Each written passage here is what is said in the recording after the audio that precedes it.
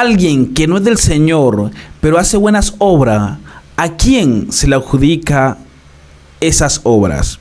Presta mucha atención a esta respuesta. Alguien que no es del Señor, pero hace buenas obras, ¿a quién se le adjudican esas buenas obras? Qué buena pregunta, qué gran pregunta. En el Edén habían dos árboles.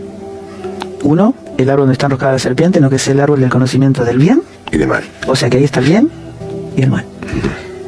El otro árbol es el árbol de la vida. ¿Está bien? El árbol de la vida es la figura perfecta de Cristo, ¿no es cierto? Él dijo, yo soy la vida. O sea que en el árbol equivocado, el árbol que trajo la muerte, está el bien y está el mal. O sea que toda la humanidad que está en Adán es una humanidad que es buena y mala, pero muerta.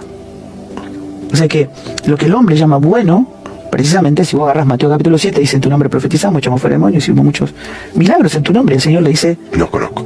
¿Y qué más dice? Fuera de mí, hacedores de maldad. Pero ahí no hay ningún acto malo, según nuestra observación, ¿no es cierto? Pero ¿qué es entonces lo que Dios llama malo?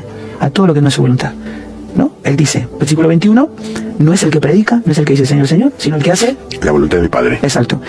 Está tomando examen. No, pero la expresión completa de la voluntad del Padre, un día se encarnó y habitó entre nosotros y vimos su gloria. Jesús dijo, yo no hago otra cosa que no sea la voluntad del Padre. El Hijo no puede hacer otra cosa que no sea la voluntad del Padre. O sea, el Padre no estaba en la agenda de Jesús, Él estaba en la agenda del Padre. Él es la expresión completa de la voluntad del Padre, todo lo que lo comprase. Vos lo vas a escuchar a Pablo diciendo cosas como esta. Él dice, Dios no puede habitar en templos hechos de manos de hombre, ni puede ser honrado ni servido por manos de hombres. Que Dios necesita de algo. ¿Y qué más dice? Bueno, puesto que Dios es el que da vida, aliento y todas las cosas. Entonces una de las cosas importantes que tenemos que entender es que Pablo dice, yo predico por impuesta necesidad, ¿no? O sea, si uno piensa, ¿qué hacemos nosotros por necesidad? Bueno, por ejemplo, la necesidad que podamos tener nosotros es respirar, ¿no es cierto? Pero ninguno de nosotros respira por el sentido del deber o por el sentido de la responsabilidad, sino porque lo necesita para vivir, ¿no? Entonces, Pablo decía, yo predico porque lo necesito, porque hay una vida que está fluyendo dentro de mí, porque no lo puedo evitar, porque qué sé yo, y hay de mí si no predico el Evangelio. Entonces, nadie predica el Evangelio porque Dios lo necesite, sino porque lo necesitamos nosotros. Y el otro punto es que Pablo está diciendo, muchachos, si vamos a hablar de servir, como le dijo a los hermanos de Corinto, yo trabajé más que todos ustedes, pero lo que les quiero decir es que no fui yo, fue la gracia de Cristo en mí, ¿no es cierto? No es que seamos competentes, exacto, sino que nuestra competencia viene de Dios. Viene de Él. Y Dios es quien produce en nosotros todo el hacer, el querer y el hacer. O sea, produce el deseo y produce el obrar, ¿no? ¿Y qué más dice? Los romanos le dice, yo no osaría hablar de otra cosa que no fuera de lo que Cristo ha hecho por medio de mí. No hay obrar humano, no hay buenas intenciones, no hay buenas ideas.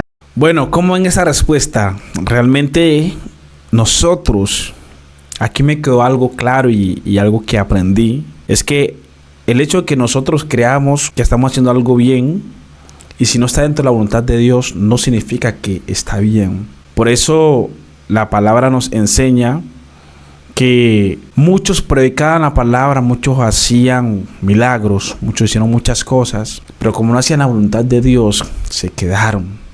Perdieron la oportunidad, perderán la oportunidad. O sea que el hombre lo que debe procurar es hacer la voluntad de Dios.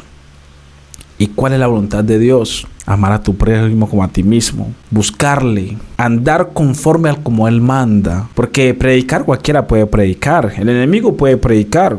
Puede hacer muchas cosas. Pero como dice su palabra, en aquel día le dirá, apartados de mí, no los conozco. No es suficiente. ¿Cómo estamos viviendo? ¿Cómo está nuestra vida espiritual? ¿Estamos siendo íntegros con Dios? ¿Estamos siendo fieles? ¿O simplemente vivimos de apariencia? Hay de aquellos que en aquel día, por eso hay una frase muy popular que dice que cuando el Señor venga habrán sorpresas. Personas que jamás se imaginaron que se iban a quedar, se quedaron. Y personas que quizás se miraban como que no, se fueron con el Señor. Porque hacer la voluntad de Dios no solamente es que tú vas a vivir a tu manera o en un medio de conformismo o de comodidades. Es llevar el peso del Evangelio en tus hombros y hacer lo que Dios nos ha mandado a hacer y vivir como nos ha mandado vivir y amar como Él ha mandado amar. ¿Estamos haciendo su voluntad o estamos haciendo la nuestra? ¿Estás viviendo conforme a la voluntad de Dios?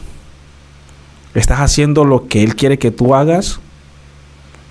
¿O estás viviendo como tú quieres vivir? Reflexionemos en esto. La paz de Cristo, mis hermanos, sea con cada uno de ustedes y que el Señor Jesucristo les bendiga.